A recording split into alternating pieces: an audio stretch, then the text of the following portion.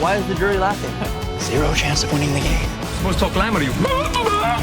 My grandmother's sitting home watching Jerry Springer. Lee, is there any way I could have your jacket? This is my island! Welcome back to Survivor Breakfast. Boys, we're talking about season 42, episode 7. This is officially the merge. We're checking out the Kula Kula tribe. Very excited to be talking about this week's episode. We started off the episode with a little bit of post-tribal from last week. People are a little upset they've been left out of votes. And then we kind of move on to some more camp life. You know, Mike connecting with Omar as he does his daily prayer. But we're going to jump actually a little bit farther forward and get into this reward challenge to start it off. Kale, I actually want to toss this one to you because there's a big thing that happened in this reward challenge. Drea finds this beware advantage. The queen. I mean, she is accumulating things at a pace that I've never seen. Playing Survivor at a high level of at least IQ to scope, things out. We go back to last episode when she said, "Is this something where they're just gonna flip who's safe and who's not safe?" I mean, you guys don't want to give her credit from shit that's behind the scenes. I don't know what else to tell you guys. Her gameplay is on another level. Yes or no? I think they actually were tempted to not even show her finding the beware advantage because she's already found 3 others right behind the scenes. So it was nice of the producers to actually show us that she is accumulating this. No, she's doing great, Kale. I mean, what do you want me to say? She's doing really well. She does have more advantages than anybody I think has ever had. I mean, I think it's pretty safe to say something like that. I like when she's now like whenever she adds something to her, armamentarium, we get like a scene of her whipping everything out, and like it's so easy for her to pick something up and then put it down. But like I love how they edit it as like cuts to make it seem like there's so many things that she's going through, which there are. It's like a montage of her. Yeah, exactly. Pulling out. She has so much going on. Honestly, she's doing really well. And just one final point with her demeanor and everything. Like, I also really loved how she said, "If you guys know me by now," like speaking to the viewer. I love when survivors do that. Like, if you guys know me by now, like I don't care about the speaking to the podcast. We know that we know in no realm was she getting rid of that. So. Speaking to that point real quick with the beware advantage, and it's something that, we got contentious a couple podcasts back about if the beware advantage should be or should not be a thing. I guess the one caveat that I could have added to my point is that if this does continue to be a thing, which like I said, I don't think it should. Well, at least are you talking about the idle part? The speaking the line beware advantage? Yeah, exactly. But listen, they're doing everything under the beware advantage, title now, right? Yeah. I think people should be apt to giving these away to other people. Now, I don't know how that works logistically, but someone finds it and say, "You take it," and not like when they say beware, you're beholden to what it says once you open it, right? So you can't. Can you give it away after you open it? I guess you doubt could it. still. If someone would take on the responsibility of not voting, I guess. Maybe, but who's going to take on that responsibility? Yeah. I think. I mean, go ahead, Toast. I was going to say, like, I've always wondered, like, what if you found it, like, physically, but, like, and knew exactly where it was? You wouldn't even need to, like, change the position of it, but just walk away for a little bit, And, like, maybe someone at the next immunity challenge on the other tribe is going to start saying something kooky, and then you just are like, okay, like, I know it's there, I think that they would probably either re-hide it or, like, they would call it out. Yeah, no, I don't know if that would fly either. Because unless you are risking that someone else can find it by doing it that way. Yeah. Either way, that is one caveat that I did want to throw in is that the nature of people giving the beware advantage before they're opened up to somebody else because they are super dangerous. Like I do feel the idle phrasing one is today's advantage, not particularly dangerous. I don't think at all, to be honest with you. Yeah, I guess we can dive into how she found it. It was the same thing that happened with Xander last season, which I still couldn't believe he didn't nail it because I thought he was so close last season. They had all those clips of him like looking around. Yeah, exactly. He was even looking for it. So she goes into saying that she doesn't like peanut butter and jelly, and almost making it to seem that she had no intentions of going to the bench to look around, but yet she almost like configured herself to start feeling around right off the jump. Right? Is that how you guys viewed it? Well, it sounded like to me that she actually doesn't like peanut butter and jelly because she did say that in the confessional. But I think she like realized also like this is kind of a two-pronged. Like I look like a good person because I'm giving it up. But also I get the opportunity to like look around and kind of snoop a little bit and see what's going on. I want to be clear though, if I'm on the tribe, I'm pissed that Drea swapped for Marianne because Drea, at least from what I can see, is better at challenges than Marianne is. I'm so mad. I'm like, come on. I was so focused on Drea that I didn't realize the configurations of the teams until like midway through. And when I saw the one team with Jonathan leading the pack versus the other, I thought it was a foregone conclusion. But Omar starts going Steph Curry style 3-point range. Four shots in a row, like first try. No issues. It was wild. I want to talk though about two things with this Beware advantage. First, knowledge is power is back. Yeah. I'm not happy about this, to be clear. I was hoping that because of the other Beware advantage, right? So you're forcing people to let people know that you have an advantage, and then you're giving people the ability to take ones that you know about. You can't have both of these in the same season. Mm-hmm. I think knowledge and power could be really fun in a season where there isn't this other Beware advantage. Yep. I don't know. It's frustrating. It's the combo. It's that combo that you're talking about. I mean, Toast. I feel like you completely agree. It's this combo that just throws everything out of whack. Liana did not handle it correctly in the slightest. Yeah. I'd like to think Drea's got the wherewithal to nail this thing, but we'll see. We'll see. Yeah. She's yet to play an advantage, so who knows? The other thing I did want to talk about sorry, Toast, did you want to mention something about that though? No, it's okay. I mean, if the next thing you have to talk about is about the knowledge is power, or is it all right if I just give my 2 cents on it? Go. It's just generally about the Beware. Got it. So with the knowledge is power, I think that this season it was introduced in a way that actually is more conducive to keeping it secret, because last season it was at ship wheel, so there was sort of an unaccounted for advantage when Shan and Liana went, because Shan ended up protecting, so Liana would get an advantage, and up until this point it had always been an extra vote, but at that point Shan had information that Liana was going to get an advantage, right? Yep. So when this is how the knowledge got out, right, about the knowledge is power. Mm-hmm. Because somebody else was privy to the fact that there was an existing advantage to be had. This time, it was underneath a bench where nobody saw. So really, there's no leaking information here. And then I think it's like kind of contrived for them to be like, oh, she like missed a little bit of blood, and like Tori's like, oh, there's no paint on the flag. Hold on. The blood piece of her finding that is very funny. Oh, it was epic. It's I like that red-handed. Oh, yeah. I was so confused. I was like, what the fuck's in that tube? I thought it was guts of like crab guts. I was like, she's gonna get like I had no idea. It's gonna smell like crab now. It was, and then when she went in to get the paint, it was a brilliant idea. Produced, Well, that was the other thing that I wanted to mention, Toast, was that I think this is the right way to do a Beware. Like, I don't like the knowledge is power because of the other stuff, but I like this Beware portion of this one where it's like, yeah, you can get an advantage, but you got to do this wacky thing where you might get caught and like all this other stuff. I thought that was so much fun. I like that it was interesting that they brought back blood, because that was something from episode 1. I love that. I couldn't agree more.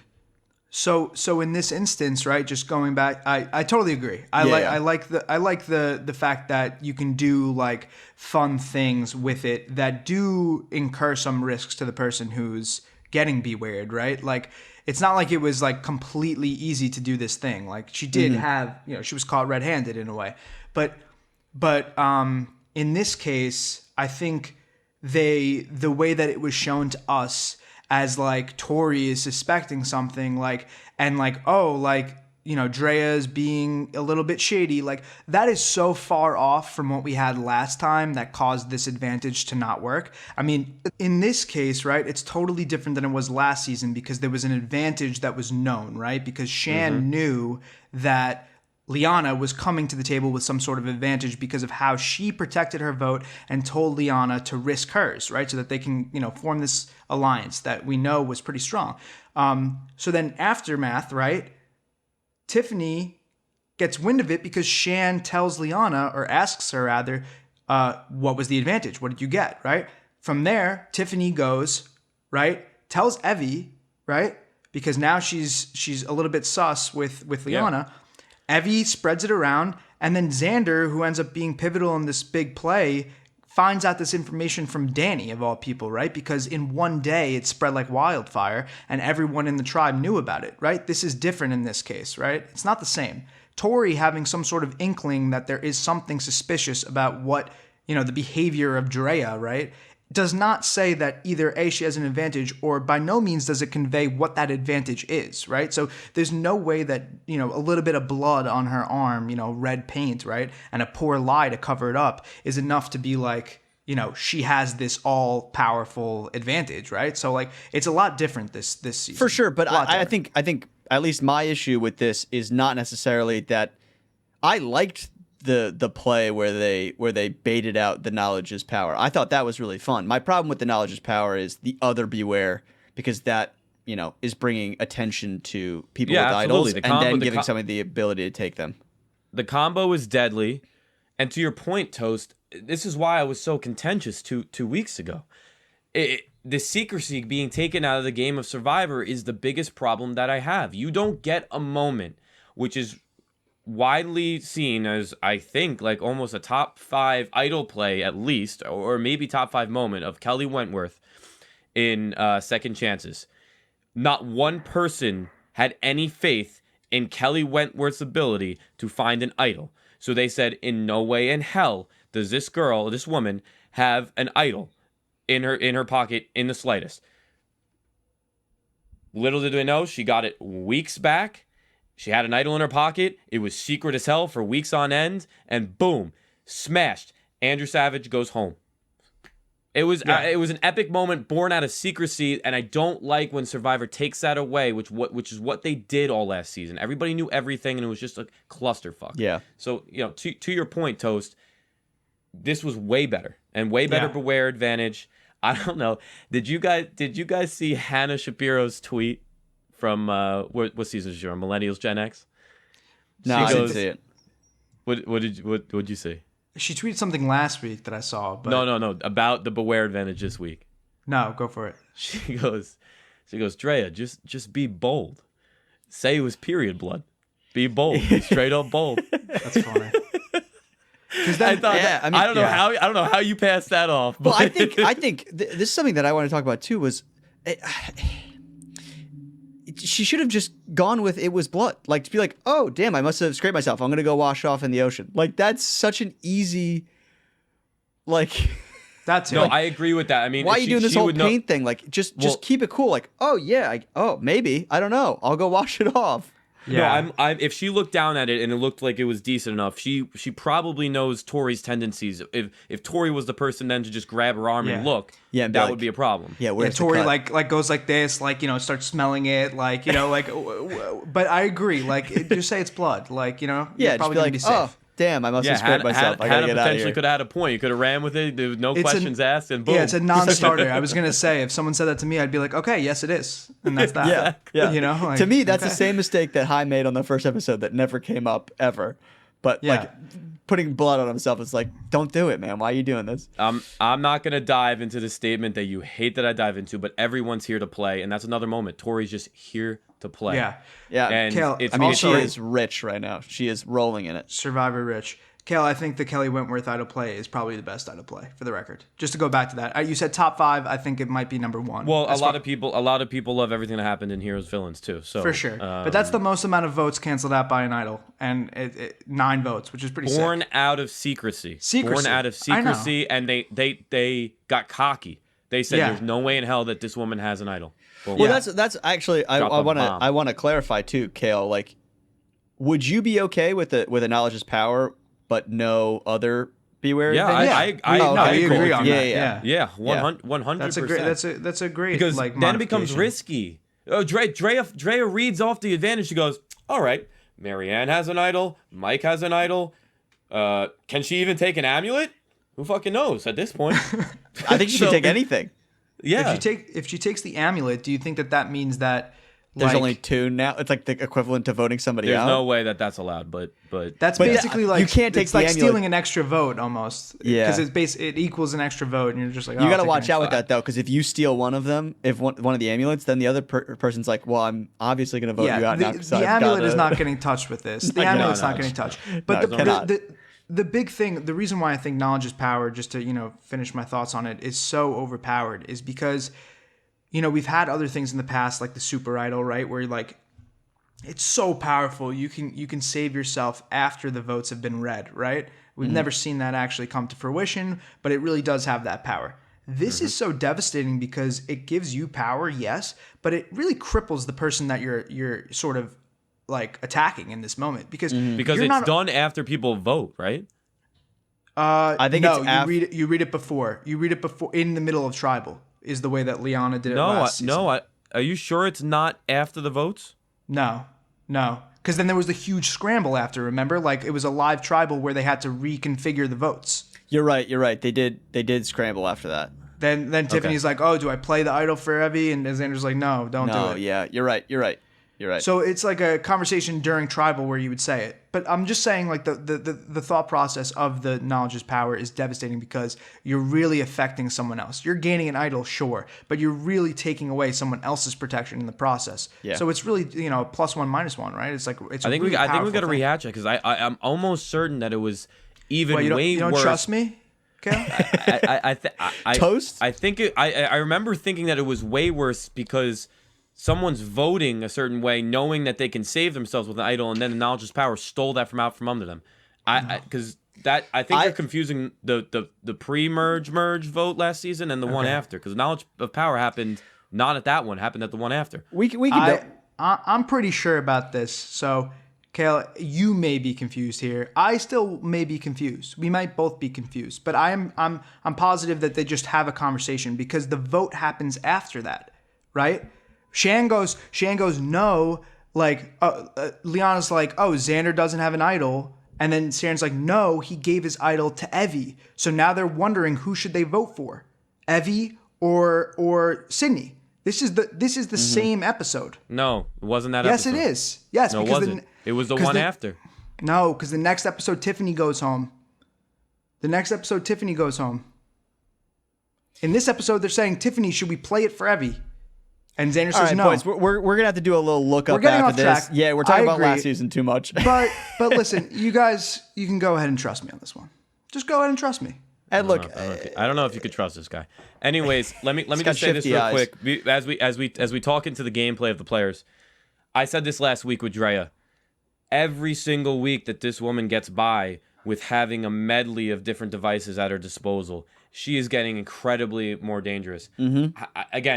My worst case scenario is that, and I really just hope it doesn't go this way, is that she just goes home with all of these things unplayed in her pocket. It could be. It would be devastating. It would be devastating, one, for gameplay purpose and just viewership, but that's my point. She'd be so dumb not to play something at some point. You know what I'm saying? Like, every week that she gets by, she's gonna have an advantage to play per week, and so the votes only get you so far, but she's got it's 2 idols, right? Mm-hmm. No, essentially 2 idols. One With the knowledge idol. is power. Yes. knowledge is power, idol, amulet, and extra vote. Listen, she enters into territory of, like, how do you stop her? And I guess we can segue here, because meanwhile, while I think that she enters that territory, another character had an incredible night.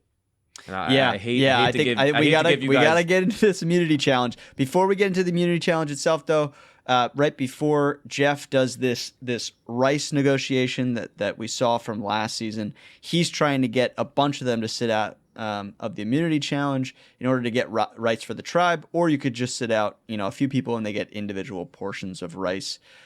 We get this, emotional speech from Marianne trying to get people to sit out. Just one more person. They get them down to 4 people. You just need one more person to sit out here. And then we get a little confessional from Marianne being like, I was playing the emotional. I'm trying to get myself out. We don't need to get too deep into it, but I think it is interesting. It does seem like that worked this week, because it seemed like the vote vanished from Marianne, where she was in the conversation before that. And I thought that, I was surprised that it worked that well, to be honest with you.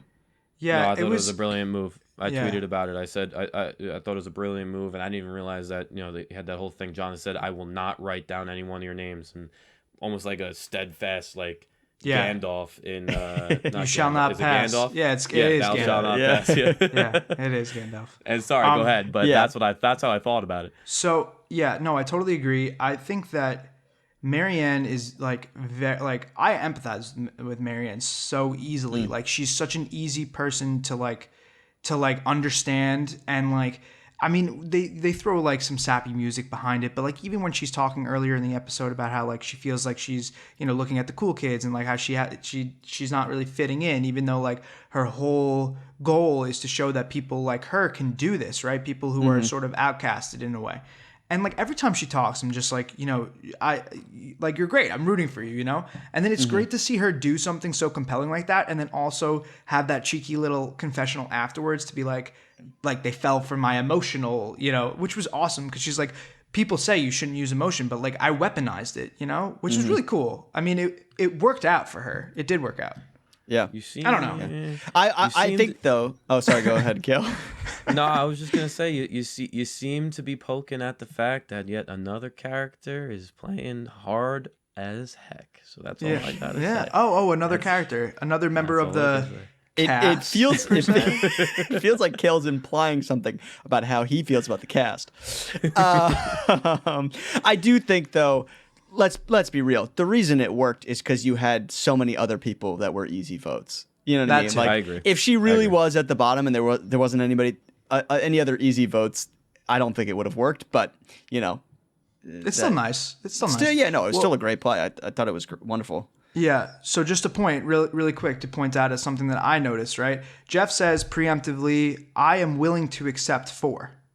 Mm-hmm. Right? I'm willing to accept 4. I'm going to say 6 I like first. that breakdown, by the way. It was cool. So give us some insight into his side of it. That was a good one. Yeah, this is now the second time he's talked to the camera tonight, right? So he did he ultimately do it 3 times? I think he did. I think he did it 3 times too. Yeah, I think he did too. Well, regardless, so he says I'm going for 6, but I'll accept 4, right? And one of these things that I look for, right, in a winner's edit, we're going to talk about it more. Who's the person that comes out and says 4, right? The rules. It's a fucking stretch. No, wait. The rules I'll give your guy a lot more in this episode. Let him make the point, and then you can yell at him. Let me just make the point. Jeff preemptively says, "I'm going to tell them 6, right? But I'll accept 4." The person that says, "Hey, the rules have been set, but let me try to get around this right now," is Mike. He says 4. No. He bounced so 4. Kale, High goes 4-3. That wasn't him. No. Dude, so it went to 9. I don't have to break it down fully, but he was the one that said 4. The point is that he's saying later in the episode he's street smart. This is street smarts exemplified. He's saying, I want to figure out a way around this box. And it you might think, okay, this is ridiculous, but it is narratively important for us as the viewer to realize that Mike is on the right side of this interaction. He's on the right side of this interaction. He is. All right. This is an absolute stretch. It's this not is a stretch because from hell. Yes, it is. Every time he wasn't even the guy who said 4. It was Omar, High, and him were in the middle. They were going 4-3, 4-3. How many fact checkers do we need? How many fact checkers? That you think that this is a just give the big thing. The credit to Mike tonight was what happened with the vote. That's the big Mike point tonight. Yeah, we'll get into it. I do agree, Toast. I think it's a little bit of a stretch to say that this is a part of that. He just happened to be the person who was like meet in the middle. Sole survivor. So this is not what I'm saying. I'm not saying that because he said 4, he is good at Survivor. I'm saying that narratively. So can we just actually talking from a meta 2 edit seconds. perspective. Yeah, meta edit perspective. This is called. Kale, I'm not saying that he's good at Survivor because he said the number 4. Continue your point. I'm letting you speak. Go ahead. You haven't let me speak, actually. You keep interjecting before I make the point. But either I'm way, not talking. You're Go talking right ahead. now. This Go is what right I'm ahead. saying. From a narrative perspective, right? When Jeff says something like that and says, I'll accept 4, I immediately look for the person who's going to get to that point quickest. You're saying that other people said other numbers. They landed on 4. Mike was the one who said 4. Romeo was like, oh, can we do 5? And he's like, 5, 4. And then Jeff goes, who are the 4? Right there. Narratively, it's being told through the lens that Mike was the one that set up that 4. Yeah, but Toast, though we were told before that he was going to accept 4.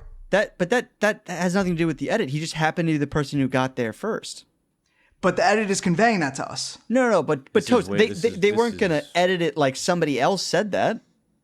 No, I agree, but So what I'm saying is let's make an assumption that he doesn't win and they actually are trying to do a winner's edit for somebody else. yeah, Like they didn't edit his voice over his face saying I understand. it's 4. I understand. He But they was also actually the didn't- one who said 4. I understand, but they also didn't have to edit in the fact that Jeff said, "I will accept 4, but I want 6." Oh, but I see. will I don't accept think 4. there's any connection between those two things. Listen. Regardless, I don't want to get hung up on this point. I really don't. But I do bring it up just to say, look out for things like that. To anyone who's watching, look out for things like that because that is how the narrative is shown. Listen, That I if- think you could throw edit out the window with how they edited Erica last season. So this is a crazy point. Well, for I me. think I'm sorry. actually Wait, I'm but- putting more emphasis on edit this season specifically because of the backlash they heard I'm from not- last. That's season. what Simi, no you doubt, agreed but with my but- take, right? No, I but said he's saying last this is a blanketed thing that you should look out for all seasons. Totally disagree with that. I That's think- not well, what I- I'm saying. I have a You're question making for you, up Toast. things. I have a question. I'm not saying look out for the time when Jeff says 6 and then someone else says 4 because Jeff also said he would take 4. You're saying this type of thing. I'm not saying this I'm specific saying, thing. You're I'm saying saying this type of thing. I'm saying look out for characters, castaways that end up telling this narrative that way. He's fitting the way that this was laid out. You can shake your head and say whatever you want. I'm shaking my head because you're taking away from his actually good gameplay tonight by talking about this bullshit. Simi, can you help me out here, No, please? Because wait, I'm Toast, not taking away I have a question. from Mike. I- I'm going to go into Mike. I'm just saying. I have Go, a question ask your for you, Toast. I have a question Yeah, for yeah. you. Do you Yeah. think they would have left out the part with Jeff saying "I'll accept 4"?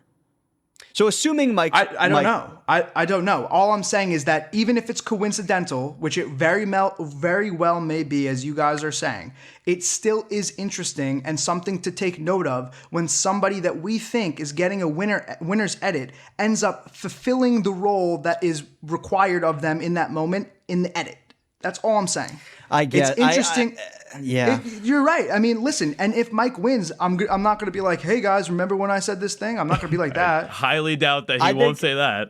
Look, No, I I'll won't. say I think we should move on, but I think Yeah, go for I do it. think it's a little bit of a and- stretch. For sure, but also I'd like to clarify, Kale, this doesn't take away from all of the good things that Mike did. I'm happy to talk about that later on. I'm just saying it's interesting that the guy that Simi and I said maybe getting a winner's edit last week is in this scene predominantly. He has a role in this scene. That's it. I think Leave it There at were that. so many characters I that think had a role in everybody this had a scene. role. A la Leaving it at Marianne, that. who we just talked about. We Marianne did. just had Let's just talk as about much of this. a role. Let's talk about Leaving it this at that. immunity challenge. Let's talk about this immunity challenge. We've got 4 people sitting out, and it's one of these balancing challenges. And Toast Girl Tori comes through and Good call wins last week, Sam. the immunity challenge. Yeah, this is what I Yeah, was talking Sam, about good last call. week. This is something that I think everybody needs to be watching out for. Is she's really good at these immunity challenges, and I think she's going to continue to be good at these immunity challenges. So she really could make it a lot farther by doing this, and she has been getting quite a lot of screen time. So I wouldn't be surprised if she does make it pretty far in this game. She had the comparison early 100%. on that she was going to be the Angelina of this season by Toast, and Wait, Kale, was that a good point? one actually good point. that you Toast made just for us. needs you to say that one of Thank his you. points were good. Thank you. Just a nonsense train, literally taking away from what we'll talk about in a little bit. So we're That's all I've past been it doing. anyways. Yeah. Anyways, I think she's solidifying herself in a different category now that she's winning all these immunity challenges away from being the Angelina of this season. I think she played that role early on a little bit, but these are pretty dominant victories that she's having here, and it's pretty impressive. Like, these are resume building things. I would say Angelina really didn't have too much of a resume building thing other than finding an idol, to be honest with you. That doesn't mean that she's not behaving in the same way. No, you know no. what I mean? While I understand that I think she's a different type of player. So my only point to saying this is that I went into that final tribal saying Angelina had absolutely no chance. Same.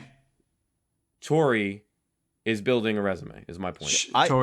Tori doesn't have a chance. Toast. I'm not saying she doesn't have a. I see. That's kind of where I disagree with you. If she's versus Roxroy. Yeah, well, I said that. Yeah, I mean, well, but then the third person anybody wins. versus Roxroy. And Romeo, Tori, Roxroy, Romeo. How is how are we getting to Tori, Roxroy, Romeo? Trust me. I don't see a road there. I don't know, but I'm just saying that she wins in that one. Well, one thing I do agree with Kale here is that I do think Tori. I think up until this point, Tori has been very Angelina. I think that was a great point, Toast. But I think what I have to agree with Kale about is I think she is starting to differentiate herself as a player, and something that she's been doing this season, but really, had a small piece in this episode is she is a queen at causing chaos. She is so good at causing chaos with her little comment to Romeo being like, "Hey, I heard your name from somebody," and then just walks away.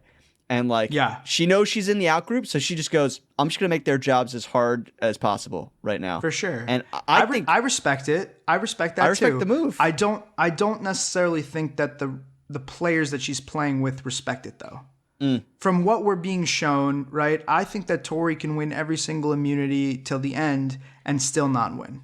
I know that sounds like pretty damning, but it really seems like the way that people are interacting with her, she's almost like a social pariah at this point, where she's getting decoy vote status. So it's like you can have somebody who's like that's winning a lot of immunities, right? Like, I mean, just a couple of examples.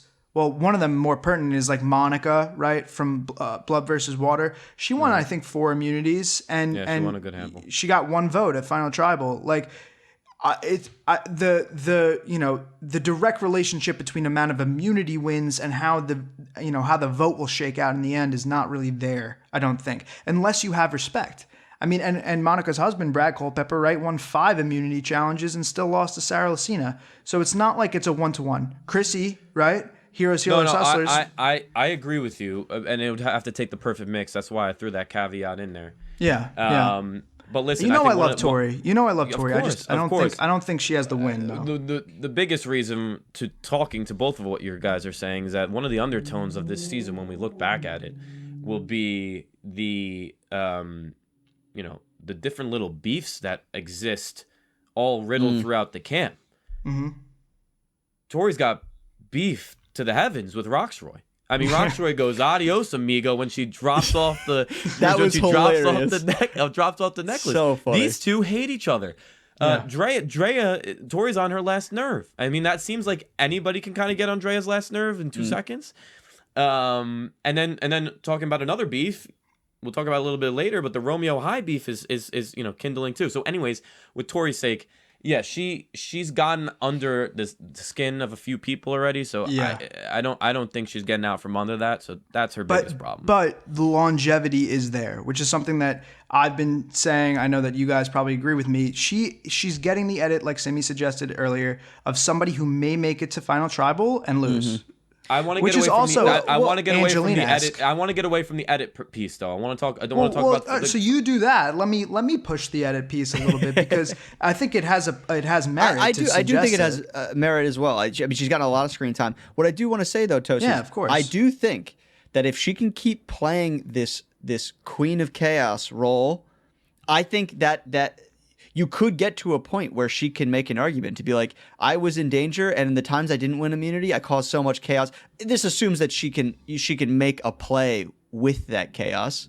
Yeah. But I think there is a world where she can use that skill to making a play that is resume worthy enough to at least to win the game. Who knows? It remains to be seen. I know. As of right now, I know we're playing devil's advocate. You seem to know all tonight, Toasty. No, You I'm seem saying to we all know. tonight. I'm saying we know. We Yeah, do know. I agree. I agree. If she went to Final Tribal right now, she's not winning the game. Sure. I'm saying You that also- we There's also have- if she can configurations. parlay There's configurations that she wins. What? There's I don't- configurations that she wins right now. You named one that's like the most That's outlandish improbable. one. Like, I- But- I- but I- regardless- talk about from your edit standpoint. Lindsay's edit has not been good. So I yeah, don't know. sure. Well, Lindsay is getting sort of like the Kara edit, to go back to David versus Goliath. Like, she's just an ever-present person there that like is like doing the right Yeah, but thing. the and only she reason gets why I a said few that- words here and there. The only reason why I said it, I just don't want to blend the edit conversation into the gameplay conversation. Is that I just Sure. So I don't yeah. want I don't want to confuse that just because her edit is very strong Tory that it's good gameplay versus Agreed. bad gameplay. I think we That- all- that- we all that's agree all on I'm that. We saying. all agree. We all agree on that. Well, that's why I'm throwing out your point about Mike and that has nothing to talk about his gameplay. That's the only reason why I said it has nothing to do with his I, gameplay. but Yeah, we I agree. said that too. I openly said it doesn't mean he's good at Survivor because he said it. I'm just saying that the way that the edit was framed. But I don't want to rehash it. It's totally different. I agree. And All I'm right, happy so- to demarcate it. Keep going. Tori wins the immunity challenge, ruins everybody's plan, which is to vote Tori out. And so now the two names we're hearing getting tossed out are Chanel and Romeo. It seems pretty clear that people are pretty good with Chanel, and then some chaos starts happening. Romeo gets really paranoid, and it becomes more of a scramble than it was. It seemed pretty straightforward at first, and then it kind of, starts getting swapped around. Toast, I'll throw it to you first. What are your thoughts on this pre-tribal kind of movements Yeah. here and Romeo's paranoia and things like that? Sure. So last episode, I think we were all a little bit confused because Romeo was not accounted for in this 8-person alliance, right? Mm-hmm. And we had really thought that Drea and Romeo were tight, right? So the lack of communication between the two of them was like noticeable, right? And Kale, you were the one that pointed it out. I was like, oh my God, yeah, why was Romeo not in that, right? Because Drea is the advocate in this scenario. And then we hear this episode to sort of clarify a little bit that Drea's like, I can't talk to him. He's being so paranoid. I honestly think this might be like a chicken and the egg scenario, right? Because if I am in my head working with Drea, lock, the two of us together, right? Mm-hmm. And then she just starts looking away from me and not having a conversation with me, that would cause me to be paranoid, Like I think it's unfortunate that he's getting labeled paranoid when in reality, like paranoid is like almost like when nothing is actually happening and you're worried that something's going to happen. But in this case, he's just reading the room. He's right? got some I data mean, to suggest that he correct. should be paranoid. this is not like an irrational fear of his. His main ally, who we thought, nothing should be different right now, hasn't been talking with him. So it's like, it's tough to be labeled as that. So when he's running around, I do believe that he could be more subtle and be a little bit less outwardly, frantic and anxious. But I don't think that he's not justified to feel that way. And I feel like you guys probably agree with that, right? I agree. I got a text from my mom who said, Romeo's being crazy. I go, it seems like he's got some reason to be here. Yeah, I mean, exactly. People are mentioning that his name's being brought up. His the person he was closely aligned with, exactly what you said, is like not talking to him and things. Something that I really wanted to talk about, though, is it seemed like once Romeo started running around and being paranoid, people were like, well, now we got to vote him out.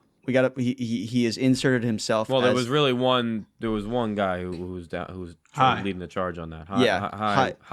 High was very in much charge there. But once he got some intel, but yeah. But what I was wondering about during this episode is, to me, I'd rather keep the person who makes it very obvious that they're worried than the person who is like, Chanel knew her name was coming up and she was like calmly, doing stuff. Like, I'd rather the person who's like makes it immediately obvious that like, oh, he knows that we're coming after him or whatever. Like, I'd rather keep that person in the game. No.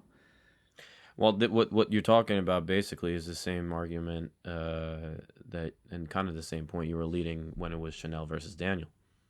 I mean, you're kind of talking about the same thing. Which I'd rather the person who's going to signal what they're doing. Yeah, out loud I think to you. me I think than the person you who make isn't. a valid point there. I think you make a valid point there, And that's where this Hai versus Mike situation kind of starts off and kind of goes down the trail tonight, is that Mike was in firm agreement with you, but Hai is a player that's all about control, and he wants the situation to That's be the in point. line. That's the point. So I hear you. when Hai wants to operate under the scope that at least he feels that he's in control, and honestly, what this really points to is that Chanel's move tonight was a good last-ditch effort move. That's really what this points to, because it then angled a Hai to get a little panicked at Romeo's craziness. But then the big winner of the night became Mike, because Was Mike that everyone Chanel's home. move though? Sorry. Yeah, So- Chanel outright said, "I'm gonna just sit here and let the dust settle." Oh, I and see. What I that see. I see. and when that did was it made everybody just kind of chill, because everybody was dead set on Chanel, and Chanel didn't cause any chaos to go talk to everybody. For sure. And all that really did was say, Romeo, in his You head, should be worried. I You don't should know be what the worried. hell's going on. Yeah, like exactly. you should be more worried. What's going on now? I'm worried, and For boom. sure. Yeah. It's almost like There's the fuck. like Chanel bluffed Romeo into being more Yep. paranoid, because she's like, "Oh, I'm not worried at all, obviously." Yep. Yeah. So it's obviously got to be you. So, Simi, to your point, right, whether or not to go for the person who's like outwardly conveying their moves versus the person who's subtle, I think that it depends, right? Because in this instance, I feel like Hai wants to have zombies around him. He wants the people that are not Yeah. in. He wants the people that He are. had that. He had that in for Lydia. a while. He did. He had it in Lydia. He wants to do the thinking, and he wants the people around him to be complacent. So that way Yeah. he can have more maneuverability, Agency. which is great. It's a good thing to want. So he wants to take. They're both going in Hai's mind. He's like, but let's not like induce other people to worry. Let's be as calm as we can moving forward, knowing that they're going home, right? Which is like obviously like what he wants, right? But so here, I know, Kale, you alluded to the fact that Mike is the big winner here in this instance, and I completely and wholeheartedly agree with you. But there's some subtlety to it, because last episode we saw Omar with like, a master stroke of social like, I mean, he's amazing with this. Like his social game is off the charts. I still think he had a good time tonight too. For sure, but you're gonna hate me. Narratively and edit wise, he did not win the day this time, whereas last time he did. Omar was I don't think he was a winner or a loser. Do you say he was a loser? No, wait, can you just hear me out? Oh, you keep jumping in the middle, and I want to make the point, because then I lose it, and then, so just hear me out. Go ahead. Omar is the one who is sort of like this behind enemy lines mentality, saying they know that I didn't cast a vote last week, so they think that I'm an outcast too. I'm going to get in good with everybody, keep my options open, right? And so he's the one that realizes that Tori told Roxroy and Roxroy told Romeo, and whatever that configuration was, because I don't really know off the top of my head exactly who told who what, but he's the one that ends up going and planting that bug in Hai's ear, which suggests that Omar was the one who wanted to get it shifted to Romeo, which he did. He wanted no, it to. I disagree. No, he openly did. He said out loud that he wanted to do that. We're having a tough one tonight here. No. I totally disagree. No. Toast is correct. Omar wanted the vote to shift. No, Correct. the beef there is Hai versus Romeo. Hai desperately wants Romeo gone, regardless of what Omar said or didn't say. I don't. Are we watching different shows? Because That's how I feel tonight. Hai is the one that ends up doing most of the movement and the legwork, but Omar is the one who suggests to Hai that he's open to changing the vote.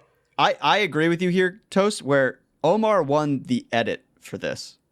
Like, Omar No, played... he's saying Omar lost the edit. No, That's what he's saying. No.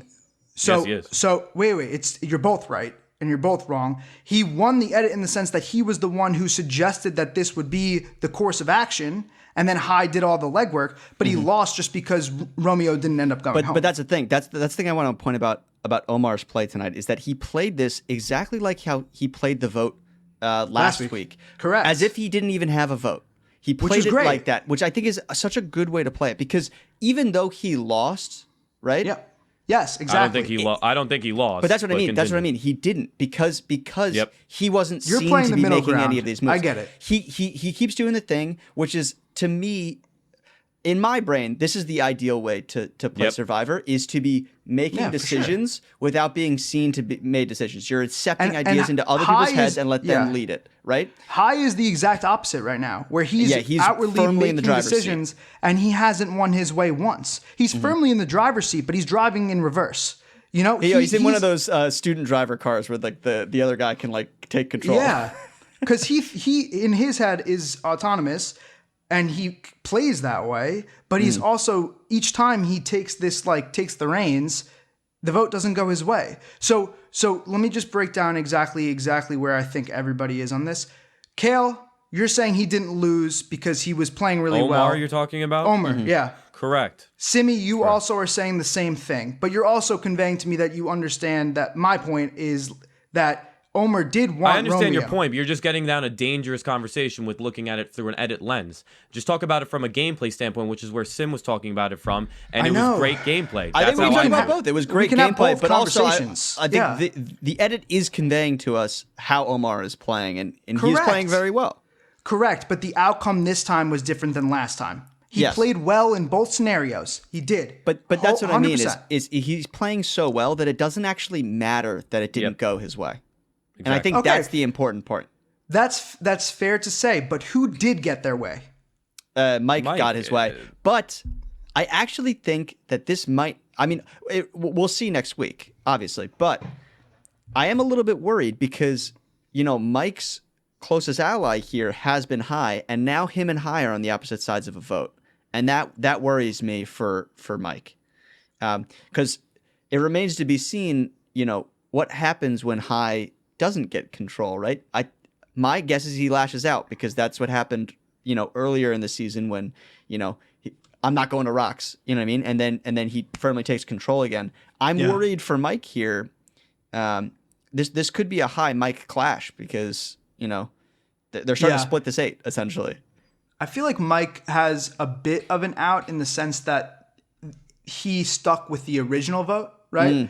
Like he did work to get it back to the original vote, but he still did so it's like he Yeah. can convey to High like, oh, like I don't know if he should feign ignorance, but he could be like, oh, I thought we were sticking with the original vote. Like I talked to a couple people and they were still voting, so I was like, yeah, of course, that was what we originally planned. So there's sort of an embedded out in that.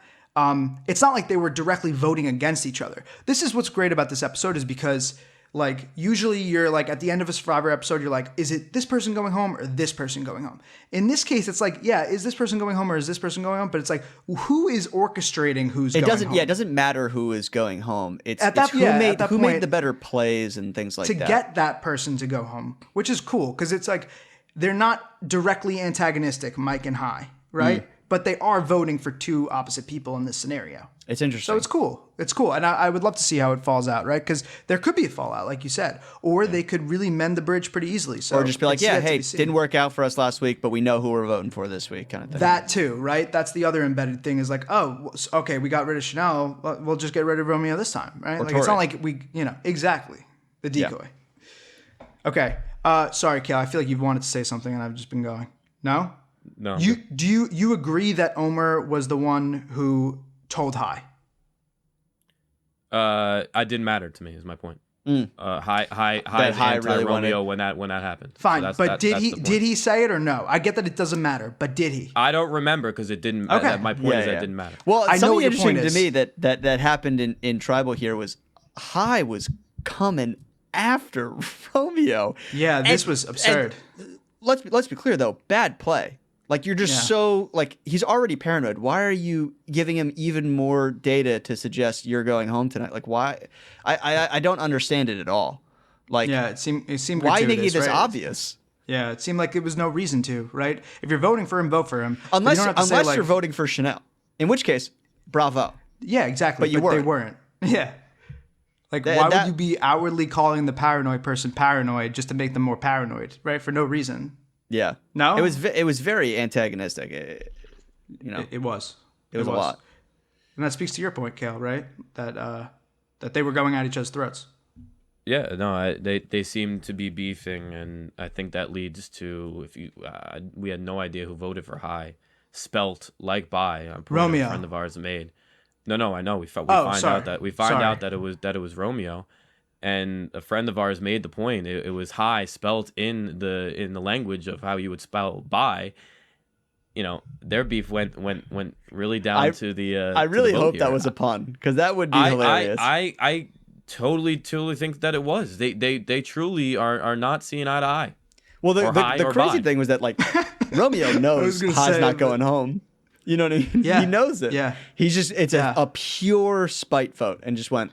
It seemed like it. I mean, Do you think like do you think he didn't play his shot in the dark specifically so that High would see his name up there? I don't know. Otherwise I mean, his vote doesn't doesn't count. I think it was dumb. I like it didn't his vote didn't end up mattering, but he was so paranoid like it could have. It was I don't know crazy. how he didn't play his shot in the dark. How Romeo didn't? Yeah. But even if he didn't, his vote, he should have known that his vote. If Doesn't he didn't matter. think his vote mattered, I don't know what. Again, it looked Yeah. like it was a straight prod at High. It was literally what it was. or is everybody voting like I'm giving him the benefit of the doubt, but is there any strategic way to look at this? Like, is there? I don't think there is, right? To 'Cause vote for even if- High? No, Yeah, that was a pure 'cause emotional decision. Even if he believes that everyone's voting for Chanel, there's too many heads to count. There's going to be stray votes to begin with, right? But even if he thinks every other person is voting for Chanel, Chanel's going to vote for him, right? So then it's going to be a tie, right? If Chanel plays the shot in the dark and then he goes home anyway. So it's like, I don't really think that there's any way to logic it out. I think it was maybe like what you guys are saying, just purely spite. I think if you're Romeo, don't you blame have him. to be playing your shot in the dark here. I Because I either agree. way, if they're all voting for you, or if they're all voting for Chanel, your vote doesn't matter. Anyways, it's Yeah. got to be a shot in the dark. It was a weird play voting in that manner. But at the end of the Mm-hmm. day, I think the big winner was Mike. And again, Yeah. these are resume building gameplay moves. Gameplay. And it was a really great episode for Mike. I Yeah, totally agree with you, and I think it's interesting with our conversation last week of like, can Mike pilot a vote? And this is some data to suggest that he can when he really Yeah. wants to. He can convince people Correct. to vote his way. Yeah. No, that was my biggest takeaway, is that I didn't think he had the ability to necessarily do that, especially taking a back seat too high. And listen, he's gonna, to your point just before, Sim, High's not gonna like that if that's the route that Mike's gonna take. So if they do go head to head, it's there should be some fireworks there. For sure. Listen, my biggest thing is that we have now created a medley of different advantages all over the place. That everybody's got their hands on something. At least Drea has her hands and feet on 4 different things. So at the end of the day, Each I one wanna has see, I wanna something in see- it. I know. I want to see something happen here. Let's see something fucking happen. I think, But you're- unfortunately, you're right. we're It's- probably gonna have another week or two of boring votes. Well, that's what we said last week, and it's funny because this conglomerate sticking together so tightly immediately after Emerge, it's an interesting dynamic that I'm excited to hear some post game press to hear why it kind of formed so solidly right off the bat. I know there was outsiders that we talked about, but I think we do have some hope for this next episode because there's definitely variance being introduced in the fact that there's 2 separate tribes competing for 2 individual immunities, 2 tribal councils yeah. where 2 people go home, right? So there is like this sort of like production input of like, hey, like let's spice this up because you might get all of the outcasts on one tribe. If Marianne, Tori, who else? I guess Romeo in this case now, and then someone else, and then a random like a Lindsay. Lindsay could get Yep. clipped like that, Yep. Well, Yeah. this is how Heavy went home last season, right? Yeah, exactly. Yep. And what didn't happen last season, which I think would be a great thing to do in this season, is to implement the extra vote here. I think this is a great spot to use the extra vote. for when 2 people have to go home. Yeah, and well, in this instance where you're in a tribe of 5, I think ideally you want to make the votes odd, so like it's not perfectly ideal because you would be making the votes even by introducing that 6th vote. Mm-hmm. But last season it would have worked really well if Xander used the extra vote to save Evie. It could have the worked idol. out. Yeah, no, obviously he could have used the idol too, but I think the extra vote is more expendable and would have gotten the job done, right? Yeah. Yeah, So- no, but if you look back on his season, he might as well have played the idol there too. For sure, yeah, that actually would have carried more weight. I totally agree. Yeah. But I guess my main point is like, yeah, there's more variants that'll be introduced. I don't know if it's going to be straightforward, simple votes, right? No, Yeah. I hope not. I really Yeah. hope not. I think this is a perfect opportunity for it not to be a straightforward vote because the 5 people who lose could all be people that we're interested in. You know what I mean? Yeah, exactly. Let's be real. Statistically, whoever's team has Jonathan wins. So if it's Jonathan, It's not gonna. No, it's not no, gonna be teams. two you individual don't. You do immunities. not want to be Yeah. standing next to Jonathan in this case. Well, it depends. Oh, maybe. Are they you don't not want to be split up standing into next to two? They're Tori. not. No, you don't Wait, have to be wait. So standing how next is to it set Tori. up? They're not split up into two teams. No, No. not teams. 2 groups, and both groups are doing individual immunity challenges. Oh, so one person from each group is doing it. Yes. Oh, okay. I see. Well, regardless, Chanel goes home. Romeo stays, and that brings us to our next portion of the podcast that we're going to start doing now that we've hit the merge, which we're calling Survivor School. So every week, the person who gets voted off, we're going to talk about one thing that we think we can learn from their game, good or bad. Doesn't have to be why they got kicked off, just something that we think that you could implement if you were ever to play Survivor, or that Survivor players in the future should implement or avoid in their particular games. Kale, I'll throw it to you first. What's the one thing that you have learned from Chanel's game? It's the point I'll make is that I said it earlier today. I really actually liked how she played today. She was kind of in a hole. And I don't know why, if I want to go as far to say that she got unlucky this season. Everything that unfolded with going to Rocks on Vati early in the season put her in a bad spot. She made a bad play at Shipwheel Island, so don't do that. That's one point to do that. Kind of read the room a little bit better. I think that's what it was, is that it took her a long time to adapt. I think she adapted today. She said it in her own confessional tonight. She said that she thought she was playing chess while the people were playing checkers. No, that wasn't the case, Chanel. You were not playing a great game. Tonight, she adapted. She sat back. She didn't go crazy and have all that awkward interactions that she had just last week. It spurred what could have been crazy, but she already had buried herself in a hole with Mike, who led the charge to take her home. So, again, I think you take away from what her game is that you got to be able to adapt, and you got to be able to adapt a little bit quicker than she did. It's fair. Yeah, it's fair.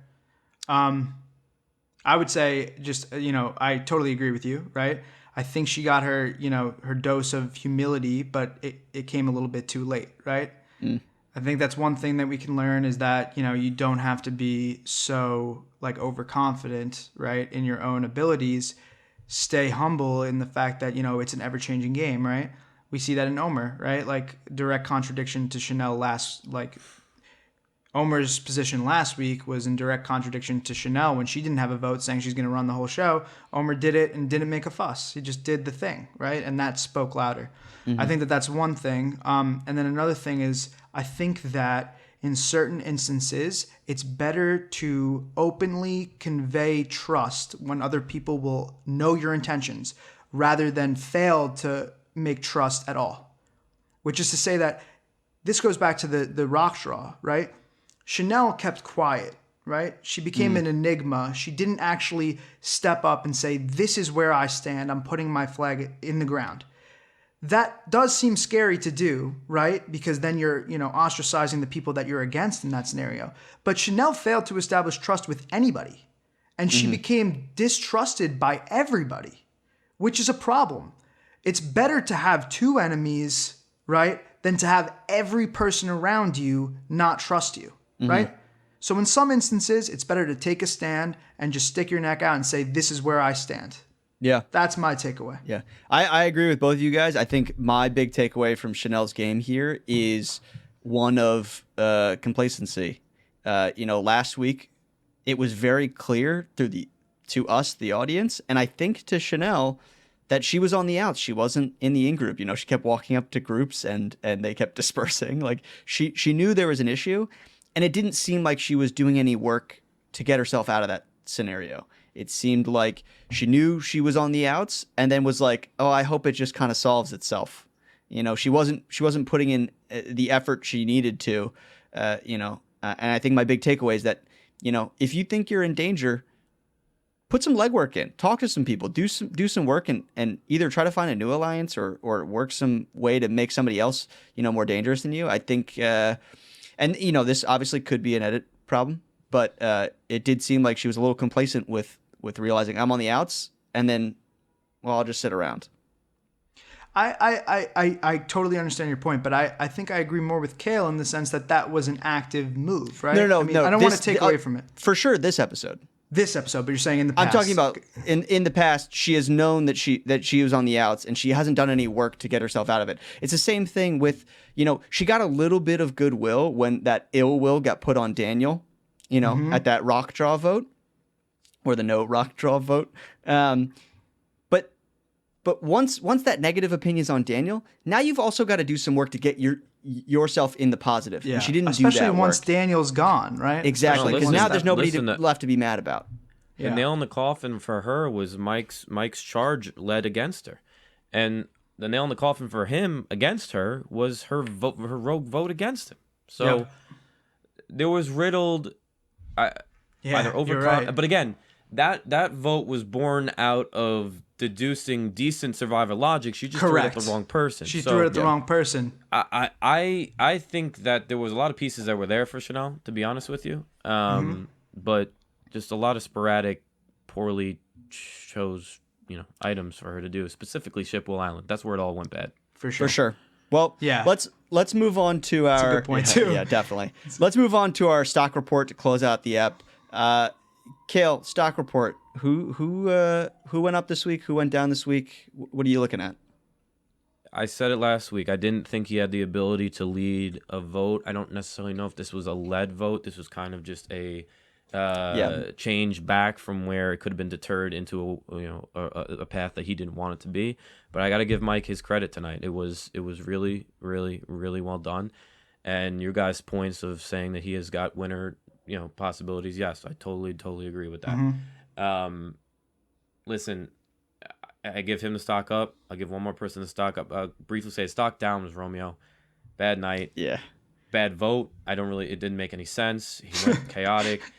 He doesn't seem to have a lot of allies. And to be on the outside of this conglomerate that's just floating around the middle right now, it's not a good spot to be. It's a dangerous spot. Bad night for Romeo. And I'll lead it at this for Drea. I mean, even in just talking through this podcast, and we have a whole dissection of Omar versus High versus Mike. I'm sorry, the fact that we're not talking about her almost leans to the fact that I'm not worried about her, and she's got such an arsenal that she could just blow up the entire game and she could make a resume in 3 episodes, like with everything that she has. So I don't really know how to think about her because she's got so much going on. I think she's been really smart in this game, and my thoughts. So for me, I'll just talk big picture briefly. My brain still thinks it's Omar, but my heart still thinks it's Drea, and it's creeping towards my brain. So I don't really know if that makes sense, but that's kind of where I lean. Yeah, that's fair. Yeah, Toast. What about you? What's your stock report this week? So I agree with all the points that you're making, Cal. So just one point that I'd like to clarify, just so that the waters aren't so muddy, is that Mike, from a gameplay perspective, right, just purely looking at gameplay alone, did really, really well this week, right? And you agree. I agree also that we don't necessarily need to give him credit for leading a vote. He did have agency, and his communications and social strategy, his street smarts, as he alluded to, was what dictated the ultimate result. So he did have some agency, right? Maybe he didn't lead the charge. Regardless, he did well. And we feel that, right? We know he did well. So that's from the gameplay perspective. I also I like to bring up the edit perspective. I totally agree with you, Cal, that what happened with Erica, might just make this whole thing, reading crystal balls, right? This could be, I don't know, it could be complete pseudoscience, right? Toast is a big star sign guy. Big star sign guy. So the point is that from an edit perspective now purely, I just look at this as Mike having his way. That's it. Just Mike having his way. And Omar had his way last week, and this week he didn't have his way. That doesn't mean that he didn't have really good gameplay. I'm just saying that narratively he didn't have his way. That's it. So narratively he didn't have his way, but he also played really well, and I think he's going to continue to play really well. I think he's like standard deviations ahead of everybody as far as social is concerned, because he has inroads with every single person for different reasons. And like, it's really cool to see. He's really, really good. He has this knack for getting information. I'm talking about Omar. He has a knack for getting information. When he gets a little piece of information, he's able to make that into a lot of information, which is really, really critical, right? Because information is like, it is currency too, right? Which is what he actually alludes to too. Which is also a juxtaposition with Drea, right? Because Omar would say that the real survivor rich are the people that could do what he could do, right? Information is currency. And he said something along the lines of that this episode. But Drea too, right? Drea is doing really well. Kale, you're right. It's inevitable. If she plays these things correctly, she's in the late game. Like, there's nowhere she could be other than that if she does the right moves, right? And there's no suggestion that she won't do the right moves, because she's aware. Like, she's completely aware. It's not like she's gonna get clipped out of nowhere and be like, oh, I never saw this coming. Like, she will be able to predict it. So I totally agree that she is going far, in the sense that if everything goes the way that we hope it goes, and there's fireworks, and she uses these things correctly, and there's oohs and ahs, I think she's gonna go far. My big winner though is Mike. Narratively and gameplay, I think he had a really strong episode. Yeah, I agree with everything you guys have said so far. I think something that I just want to re-highlight is, for me, the biggest winner this week is Omar again. I think it's partially because it's how I would want to play the game. I don't know that I have the skills to play like he's playing. He's Simi, 100%. 100%. But just the ability to drive decisions without being seen to drive decisions is such a phenomenal skill. Like, it's unbelievable. And, I'm just so impressed with him week after week. I totally agree, by the way. Like, because you and I are not playing like Jonathan, unfortunately. I know I'm sitting down, but I'm not 6'5". Just so I don't, if anyone's I don't quite have the it. muscles for it, unfortunately. I look at Omar, I'm like, I would love to play a game like that. That would be sick, right? Yeah. That's like, I don't know. But I totally agree with you. All right, well, we'll see what happens next week, boys. We got this exciting, split immunity and 2 people going home next week. So hopefully we see these fireworks that we've been begging for so long.